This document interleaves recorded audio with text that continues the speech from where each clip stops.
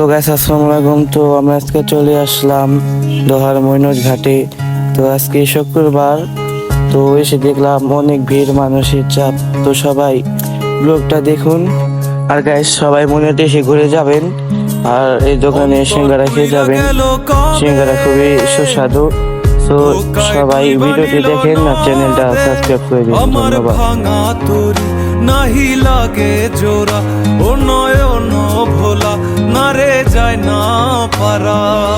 মে তুই আমারে মিথ্যা শিখালি, মে তুই আমারে নিঃস্ব করিলি, মে তুই আমারে মিথ্যা শিখালি, মে তুই আমারে নিঃস্ব করিলি।